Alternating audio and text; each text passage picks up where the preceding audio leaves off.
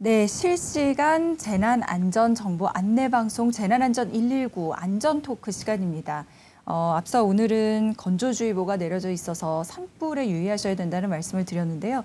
오늘은 국립산림과학원의 이병두 산불 연구과장님 모시고 산불에 관해서 특별히 얘기를 나눠보도록 하겠습니다.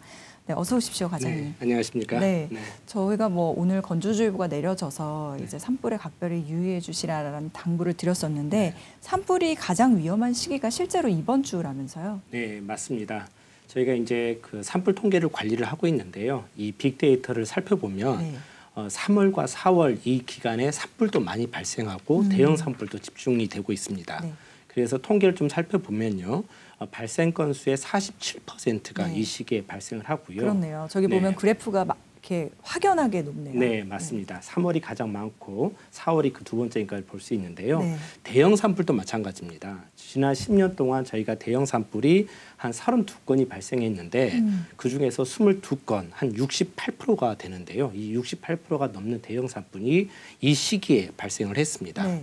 이제 따라서 이제 산림청도 이 시기가 워낙 위험하다 보니까 3월 29일부터 4월 30일까지를 산불 대책 기간으로 설정을 했고요. 여기에 따라서 대책을 함으로 인해서 산불이 안 나고 또 나더라도 즉각적인 대응을 할 수 있도록 행정력을 집중하고 있습니다. 네, 그러니까 지금이 그러니까 산불 특별 대책 기간 이달 말까지 지금 그렇게 산림청이 지정을 했는데, 근데 과거에 비해서 보면은 산불이 점점 연중화되고 있다 이런 얘기가 있던데. 네, 맞습니다. 지금 겨울철이 조금 따뜻해지고 있잖아요. 그러니까 겨울에 따뜻한 고온 겨울이란 말들이 있고. 지구 온난화 때문에. 네, 그렇죠? 맞습니다. 산불 조심 기간은 저희가 봄철에는 2월 1일부터 5월 15일까지여서 12월하고 1월은 산불 조심 기간이 아닙니다. 그럼에도 불구하고 겨울이 따뜻해지기 때문에 12월과 1월에 산불 발생 건수가 지금 최근에 굉장히 늘어나고 있고요. 그다음에 이제 우리 산불을 하시는 분들은 이런 말들이 있습니다. 이제 아카시아 꽃이 피면 좀 쉴 수 있겠다. 이제 이 말은 뭐냐면 아카시아 꽃이 5월 중순 정도에 피는데 이때가 되면 이제 숲이 이제 울창해지고 낙엽들이 충분하게 수분이 머금기 때문에 큰 산불이 안 난다. 그렇기 때문에 산불 조심 기간도 끝난다라고 이런 말들이 있는데요. 지금 이 말도 먹혀들지 않고 있습니다. 왜냐하면 5월과 6월에도 지금 계속 산불이 발생을 하고 있는데요. 이게 이제 어찌 보면 연중화되고 있는 거죠. 네, 그래서 연중화라는 표현을 쓰네요. 네, 맞습니다. 산불 조심 기간 이외에 12월, 1월, 그다음에 5월, 6월에 지금 산불이 많이 나고 있는데 지금 이제 5월, 6월에 산불 발생 건수를 살펴보면 이제 10년 동안에 996건이 발생을 했는데 약 17.4%가 5, 6월에 발생을 했고요. 그다음에 산불 조심 기간이 끝난 다음에도 계속 산불이 발생을 하고 있습니다. 그래서 그 비율을 보면 약 21.4%가 산불 조심 기간이 끝나고서 발생을 하고 있고요. 또 이제 한 가지 살펴보면 이제 1년이 365일이잖아요. 이 365일 중에서 산불이 발생한 날, 이 날을 한번 다 세어봤습니다.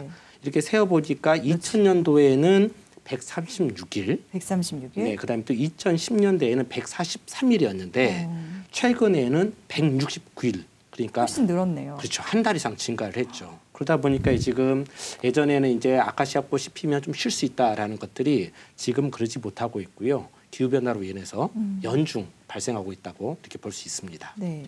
근데 조금 이제 보면은 지구 온난화로 인해서 아까 방금 말씀하신 것처럼 겨울이 따뜻해져가지고 산불 연중화가 됐다라고 말씀을 하셨는데 이게 기후 변화는 진짜 산불하고 연관성이 많은 것 같아요. 일단 그 기후 변화로 인해서 막 대형 산불이 많이 난다 이런 얘기 많이 듣잖아요. 근데 또 한편으로는 산불이 지구 온난화에 영향을 미친다라고 하던데 이건 무슨 얘기인가요? 네, 맞습니다. 그 기후 변화하고 산불은 악순환이죠. 이렇게 악순환의 고리를 형성하고 있는데 이 산불로 인해서 온실가스가 굉장히 많이 나오기 때문입니다. 한 가지 이제 예를 들자면요. 2020년에 캘리포니아에서 엄청나게 큰 산불이 발생을 했는데 이때 1억 2,700만 톤의 그 이산화탄소가 발생이 했습니다. 이건 어느 정도 수치냐면요. 캘리포니아 주정부에서 2003년부터 산불이 나기 전인 2019년까지 이산화탄소를 배출을 줄이기 위해서 열심히 노력을 했거든요. 근데 이 배출량을 줄인 배출량의 2배 수준이 이 온실가스가 배출되었습니다. 네. 그러니까 17년간 열심히 이산화탄소를 온실가스를 줄이려고 노력을 했는데 산불 한 번으로 그 2배만큼의 온실가스가 배출이 됐다라는 것이고요. 그렇군요. 그 부분에 대해서도 이제 우리 국립산림과학원도 한번 좀 연구를 해봤어요. 그래서 100m 곱하기 100m, 그러니까 우리로 치면 이제 1헥타라고 하잖아요. 1헥타 정도의 소나무 숲이 산불로 탔을 때 온실가스가 얼마 나오는가를 분석을 해봤더니 약 54톤이 발생을 했습니다. 이 정도 수치는 이제 자동차 7대가 1년 동안 배출하는 수치인데요. 54톤이요? 네네, 맞습니다. 근데 이제 저희가 아마 뉴스를 통해서 들으셨겠지만은 22년 울진 산불의 경우 가장 최근에 컸죠. 가장 컸죠. 울진 산불의 경우는 피해 면적이 2만 헥타 약 가까이 되거든요. 그러니까 우리가 1헥타만 불에 타도 54톤의 온실가스가 배출되는데 2만 헥타가 불에 탔다는 거는 어마어마한 양의 그렇네요. 온실가스가 나왔다는 거죠. 지금 이제 또 뉴스를 자세히 들어보시면은 이제 북극권, 그러니까 한대림이라고 하죠. 그러니까 시베리아 북쪽에 있는 그곳에서도 산불이 많이 나고 있는데요. 여기서는 또 산불이 나면 어떤 영향을 미치냐면 제가 북극권으로 날아갑니다. 그러면 원래는 하얀색이었잖아요. 하얀색 눈과 얼음이 덮여 있던 곳에 제가 떨어지면 태양빛을 더 흡수를 잘해서 여기가 더 빨리 녹게 됩니다. 그렇죠. 알베도 현상이죠. 그렇기 때문에 이것도 지금 온난화를 부추기는 하나의 요소입니다. 북극에 있는 빙하가 더 빨리 녹는다. 네, 그러면 맞습니다. 정말 북극곰은 더 먹이를 구하기가 어려워지는. 네, 맞습니다. 그렇군요. 지금 이렇게 말씀 들어보면 진짜 이렇게 추세적인 변화가 계속 진행 중이다라는 생각이 들거든요. 그러면 최근에 이 산불 발생 원인이 좀 과거에 비해서 달라졌다 뭐 이런 점이 있을까요? 네, 과거에 비해서 제일 달라진 점 중에 하나는 어린이 불장난이 없어졌던 거예요. 그러니까 이제 불장난. 아마 이게 저출산 시대하고 맞물려서 이렇게 되는지는 모르겠지만 시골에 이제 어린이들이 없다 보니까 과거의 산불 통계를 살펴보면 어린이들이 불장난하다가 산불이 많이 났었습니다. 근데 이제 그런 그 어린이 불장난이 사라졌고 최근에 이제 많이 대두되고 있는 것은 이제 숲을 좋아하잖아요. 그러다 보니까 숲 가까이에 집을 짓고 또 생활권이 계속 숲세권, 뭐 숲복지 이런 걸로 인해서 이동을 함에 따라서 이 집 화재가, 그러니까 숲 가까이서 살던 집에서 실수를 하면 주택 화재가 발생하고 이 주택 화재가 결국은 산불로 이어지는 이런 양상이 많이 대두되고 있습니다. 그게 전체 산불 건수의 한 6%까지 지금 차지를 하고 있고요. 그리고 이제 또 최근에 이제 많이 대두되고 있던 것은 난방비와 관련이 됩니다. 그래서 이제 난방비를 아끼기 위해서 화목 보일러를 지금 시골에서 많이 사용을 하고 있잖아요. 비료요? 화목 보일러를 많이 사용을 하고 있는데 이 화목 보일러의 재를 아무 곳에다 버리는 거죠. 그래서 이 재를 잘 불씨가 살아있는지를 확인을 안 하고 버리다 보니까 그곳에서 이제 산불이 나서 불씨가 다시 살아나서 네, 맞습니다. 요게 지금 최근 산불 통계의 원인의 7%에서 5% 가까이를 차지를 하고 있습니다. 그래서 지금 굉장히 그 산림청에서는 긴급으로 화목 보일러 사용 지침이라는 책자를 지금 보급을 하고 있어요. 그래서 이 지침을 좀 잘 따라 주셨으면 고맙겠고 화목 보일러 재를 버릴 때는 불씨가 살아있는지 죽어 있는지를 반드시 확인하고 끝까지 책임을 지고 이렇게 처리를 했으면 좋겠습니다. 지금 말씀해주신 그런 이제 원인을 들어보니까 어떤 부분을 좀 유의해야겠구나 이런 좀 해결책도 조금 나오는 것 같아서 그러면은 지금 이제 뭐 산에 가기도 좋은 날씨고 산불도 많아지는 시기고 그러니까 이럴 때 특히 조심해야 할 게 있다면은 좀 맞습니다. 해주세요. 지금 그 산에 가기 제일 좋은 날씨죠. 그쵸. 그리고 저희가 이제 아까 기상캐스터가 날씨도 전달을 해드렸지만 저희는 이제 날씨에서 오늘은 완연한 봄입니다. 나들이 하기 참 좋습니다. 이런 말이 나오면은 그날은 산불이 나기 좋은 날씨거든요. 네, 그래서 이제 저희들은 그 말이 나오면 되게 좀 긴장을 하게 되는데 그러시겠어요. 산에 가시는 분들은 절대 화기를 가지고 들어가서는 안 됩니다. 화기 엄금이요. 그렇죠.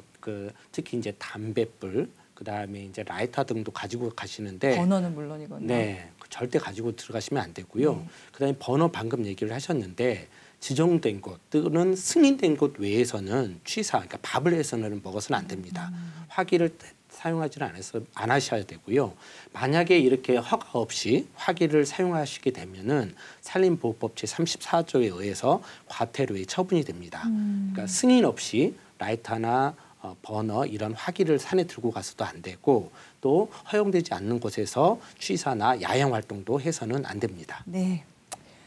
아주 목소리에 힘이 들어가신 걸 네. 느낄 수가 있습니다. 네. 꼭 좀 유의해 주셨으면 좋겠고 혹시 내가 살고 있는 동네의 산불 발생 위험 뭐 이건 특히나 그 숲 쪽이나 산 쪽에 사시는 분들께 해당되실 것 같은데 그런 게 얼마나 높은지를 좀 알 수가 있나요? 저희가? 네. 국가 산불 위험 예보 시스템이 있습니다. 그래서 검색을 하셔서 국가 산불 위험 예보 시스템에 들어가시면 되는데요. 네. 이 시스템에는 기상 지금 저 조건 자막에 나가고 있는 거죠? 예, 맞습니다. 저 주소로? 저 주소가 맞습니다. 네. 그래서 Forest fire. 이 산불 위험 예보 시스템에서는 기상의 조건, 숲의 조건, 지형의 조건 이 세 가지를 다 종합을 해서 네. 어디 지역이 산불이 얼마나 높은지를 네네. 0부터 100까지의 숫자로 표시를 해줍니다. 네. 그래서 살고 계신 곳에 읍면동을 선택하면 읍면동까지 그 산불 위험 지수를 알 수가 있고요. 그래서 4등급으로 알려주는데 낮음, 다소 높음, 높음, 매우 높음 이렇게 알려주고 있습니다. 그 사시는 곳이 매우 높음에 해당이 되면 네. 그날은 정말 사소한 그 불씨도 산불이 날 수가 있습니다. 네. 그리고 이제 아까 저희가 보면은 무슨 뭐 강원도에 산불 났을 때 거의 모든 소방차가 다 네. 그쪽으로 갔다 뭐 이런 네. 얘기도 있었고 근데 뭐 모든 소방차는 아니었겠지만 그래도 이렇게 대형 산불이 나면은 진짜 많은 장비와 인원이 소요가 네. 될 것 네. 같거든요. 네. 그러면 그럴 때 산림청은 어떻게 대응하고 있는지 또 어려움은 없으신지 궁금합니다. 제가 방금 이제 산불이 대형화되고 있다, 그리고 연중화되고 있다라고 말씀을 드렸는데요. 산림청도 여기에 따라서 진화 능력과 예방 능력을 계속 확충을 하고 있습니다. 특히 이제 기존의 저희가 진화 차량 같은 경우는 약 1,000리터 정도의 물을 뜰 수가 있었거든요. 네. 근데 지금은 그것보다 3.5배나 많은 그런 진화 차량을 지금 구입을 해서 올해에도 11대 더 추가로 구입을 하고 있고요. 또 이 이런 진화 차량은 크지 않습니까? 그러려면 산속에 들어가기 위해서는 임도가 필요하잖아요. 이제 숲의 길이 필요하죠. 이것을 산불 진화 임도라고 하는데 현재 약 564km 정도 있는데 올해 409km를 좀 신설을 하려고 하고 있습니다. 네. 그리고 지금 이제 러시아 우크라이나 전쟁으로 인해서 저희가 산림청에서 주력으로 활용하고 있는 러시아제 까모프라는 헬기가 있는데요. 이게 지금 대형 진화 헬기입니다. 이 대형 진화 헬기가 물을 3,000리터를 뜰 수가 있는데 그것보다 8,000리터 이상, 그러니까 약 3배 가까이 되죠. 이런 8,000리터 이상 담수할 수 있는 대형 헬기를 8대 지금 임차를 해서 운영을 하고 있고요.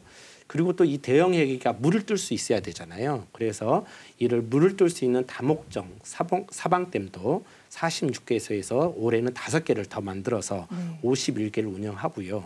그다음에 이렇게 헬기는 있지만 물이 멀리 있으면 안 되잖아요. 네. 그래서 이 물이 멀리 있는 경우를 대비해서 이동식 저수지죠. 이 77센트를 운영해서 진화 헬기가 물을 빨리 뜰 수 있도록 이렇게 공급하고 있습니다. 정말 다각도로 이렇게 대응을 하고 계시네요. 그러니까 산불 진화 차량도 고도화가 되고 있고 산불 진화 임도라는 것도 추가로 신설을 하고 그다음에 담수 대형 헬기 추가 임차랑 다목적 사방댐 이동식 저수조 운영까지 잘 들어봤습니다. 굉장히 체계적으로 이루어지고 있다는 느낌을 받았고요. 산불 피해 두말할 나위가 없겠지만 좀 더 구체적으로 좀 얘기를 해보시면은 더 경각심이 생길 것 같습니다. 네. 저희가 이제 산불 피해하면 그냥 집이 타는 경제적인 피해만을 생각하잖아요. 쉽게. 근데 사실은 산불 피해라고 하는 것은 사회적인 피해도 있고 또 생태학적인 피해도 있습니다. 그러니까 저희가 생태학적 측면은 이제 가장 쉽죠. 왜냐하면 숲은 야생동물의 서식처고 수많은 생물 다양성이 높은 곳이잖아요. 근데 그런 것들이 일시에 이제 파괴되기 때문에 그러한 생물 다양성이 많이 낮게 떨어지고요. 그다음에 산불은 또 산불로서 끝나지 않고 2차 피해를 동반합니다. 여기서 2차 피해라는 것은 산사태를 의미하는데요. 아무래도 비가 오면 산불 난 후에 비가 오면 산사태가 나기가 쉽죠. 그리고 이제 경제적 피해는 저희가 막 가장 쉽게 생각할 수 있는 것들인데 일단은 집이 불에 타고요. 또 우리가 나무가 또 불에 타면서 이런 것들이 없어지게 되고 또 산림은 또 여러 사람들의 어떤 그 주민들의 삶터, 네. 생활터입니다. 이런 분들이 이제 파괴가 돼서 저희가 송이 생산을 할 수 없다든거나 아니면 임산물을 채취할 수 없다든거나 이런 피해가 있고요. 이제 마지막으로는 이제 사회적 측면입니다. 아마 몇 년 전에 기억하실지 모르겠는데 산불 피해지에 가서 놀러 가기가 좀 약간 조금 그 주저하게 되잖아요. 그래서 놀러를 안 갔더니 그 지역 경제가 더 침체가 되는 겁니다. 특히 이제 강원도 동해안 지역 같은 경우는요. 그래서 그쪽에 이제 주민분들이 그런 거 상관하지 마시고 돕는 것은 이 지역에 와서 놀러 오는 것이 돕는 거다. 지역 경제 활성화를 위해서. 네, 이러한 그 호소를 한 적이 있는데요. 이런 게 바로 이제 또 사회적인 또 피해하고도 다 연관이 되고 있습니다. 그렇네요. 또 저희가 좀 강구하고 있는 것은 건강에 대한 피해입니다. 건강. 이 산불이 나면 거기서는 미세먼지도 많이 나오고요. 네. 아까 온실가스도 얘기했지만 그 안에는 미세먼지도 많이 나오고 천식을 유발할 수 있는 그런 물질도 많이 나오게 됩니다. 그래서 이러한 것들을 마시게 되면 호흡기 질환자, 특히 어린이나 이런 노인분들에게는 또 안 좋은 영향을 끼칠 수가 있으니까 연기도 피해야 된다고 말씀드리고 싶습니다. 네, 건강에 미치는 영향도 굉장히 많이 크군요. 네, 맞습니다. 그 2차 피해 중에서 이제 산불 피해지에 산사태가 나는 경우가 덜어 있다고 말씀을 하셨는데 네. 그러면 산불로 인한 피해지에 산사태가 발생할 위험은 어느 정도나 되나요? 저희가 이제 아까 방금 이제 그 산불이 나고 나면은 이제 산사태가 나기 쉽다고 했는데 저희가 실제로 이제 조사를 한번 해봤어요. 네. 그래서 남원 지역에 가서 산불이 피해가 난 곳하고 네. 산불이 나지 않는 곳하고 조사를 해봤더니 지금 CG가 나오고 있네요. 그 발생 위험이 네. 200배나 높았습니다. 200배요? 네. 그래서 왜 그러냐면 이미 이제 산불이 나게 되면은 그 토양의 물리적 특성이 약해져서 네. 물이 스며들지를 못합니다. 물이 스며들지를 못하고 빠르게 다 흘러가는데 물이요. 흘러가는데 이때 그냥 물만 흘러가는 게 아니라 흙을 다 잡고 쓸어가요. 쓸어가는 거죠. 그렇기 때문에 이제 산사태 피해가 위협이 높아지는 거고요. 근데 이 원인은 이제 또 다르게 측면을 해보면 나무가 있었을 때는 비가 내리면 나무 윗부분, 그러니까 우리로 치면은 이제 수관층이라고 하는데 나무의 잎들이 그 비를 한번 충격을 완화해주고 떨어지게 네. 되잖아요. 그러면은 이제 토양에 미치는 효과가 좀 덜하죠. 이걸 저희들 우산 효과라고 하는데 이 우산 효과가 산불이 나면 없어지게 되는 거고요. 그 다음에 이제 이 나무가 산불에 의해서 불에 타면 뿌리가 썩게 되죠. 그러면 뿌리가 썩게 되면 이 뿌리가 토양을 잡고 있는 힘이 있는데 썩으면 이제 못 잡고 있는 거죠. 이걸 저희는 이제 말뚝 효과라고 하는데 우산 효과와 말뚝 효과가 다 사라지면 산사태가 더 발생하기 쉽죠. 그렇군요. 우산 효과, 말뚝 효과라는 네. 거 배웠습니다. 네. 자, 그러면 이제 산불 피해지는 어떻게든지 복원을 좀 해야 될 텐데 뭐 복원할 때 어떤 원칙이라든지 방법 같은 거 있나요? 네. 그래서 저희가 이제 산불 피해가 나면 특히 이제 대형 산불 피해지 같은 경우에는 인공위성이나 드론을 띄워서 제일 먼저 산불 피해지의 경계를 분석을 하게 됩니다. 네. 그래서 그 경계 내의 중에서도 피해 강도가 심한 곳, 이제 나무들이 다 죽은 곳이겠죠. 그리고 피해 강도가 약한 곳 이런 것들을 구분을 해서 피해 강도가 우선 급한 곳, 아까 말했듯이 산사태나 이런 것들이 나기 쉬운 곳은 응급 복구를 하게 됩니다. 그러니까 토양이 휩쓸려 내려와서 마을을 덮칠 곳 같은 경우에는 덮치지 못하게 복구 시설을 일단 집어넣게 되고요. 그래서 이러한 응급 복구를 먼저 하게 되고 이 응급 복구가 끝나게 되면 네. 이제 복원 과정에 들어가게 됩니다. 응급 복구 다음에 복원. 네. 그래서 보험 과정에 들어가는데 아까 제가 말씀드렸듯이 좀 피해가 조금 작아서 가만히 놔둬도 살짝만 도와줘도 식생이 회복력이 있을 곳 있잖아요. 이제 이런 곳 같은 경우에는 이제 자연복원이라고 해서 살짝 도와주는 형태만 취하게 되는 거고요. 그다음에 이제 완전히 나무가 죽어버린 곳이죠. 네. 나무가 죽어버리고 곧 있으면 이제 여름에 장마철이 오면 빨리 휩쓸려 가는 곳 이런 부분들 같은 경우는 이제 조림 복원을 하게 됩니다. 나무를 심는 거죠. 그래서 이제 조림 복원을 할 때 제일 먼저 할 것은 이제 그 땅에 흙이 쓸려가지 않도록 정리를 하게 되고 거기에 이제 나무를 심게 되는 거죠. 네. 그래서 이제 나무를 심을 때는 굉장히 또 까다로운 과정이 있습니다. 거기 그 지역에 잘 살 수 있는 나무인지 또 수분에는 잘 견디는지 네. 그다음에 또 여기에 나무를 어떻게 심었을 때 또 마을들을 또 산불로부터 보호할 수 있는지 이런 것들을 다 고려를 해야 되기 때문에 상당히 종합적이고 장기적인 안목이 필요하고 그렇기 때문에 시민단체나 지역 주민들이 다 참여해서 협의체를 구성해서 그 보건 계획을 수립하게 됩니다. 그러면 그렇게 이제 산불이 나고 나서 산림 생태계가 정말 네. 뭐 좀 제대로 회복이 되는 데는 어느 네. 정도 시간이 걸리나요? 결국은 이제 생태계가 빨리 회복이 됐으면 좋겠는데 저희가 지금 96년하고 2000년 산불 피해지에 네. 저희가 지금 계속 연구를 하고 있어요. 그래서 얼마나 회복이 빠른지를 모니터링을 하고 있는데 산림 생태계를 구성하는 분류군에 따라서 이 네. 회복 속도가 다 달랐습니다. 네. 아까 토양 유출은 말씀을 드렸지만 네. 저희가 2년까지는 토양 유출이 굉장히 많았어요. 그러다가 3년에서 5년 차에 이제 점차 줄어드는 그런 경향을 보여서 5년 차가 좀 지나면 약간 안정화되는 단계에 들어서는 걸로 봤고요. 지금 저 CG에 보면 이제 산불 피해지의 생태계 변화가 이렇게 보이고 있네요. 네, 예, 맞습니다. 산불이 났고 어류 네. 토사 유출 2년 네. 되고 저게 이제 복원에 걸리는 시간이겠죠. 네, 맞습니다. 그 다음에 돌아오는 게 무척 추동물 9년 만에 네. 돌아오고 곤충은 14년이 돼야지 복원이 돼요. 네, 맞습니다.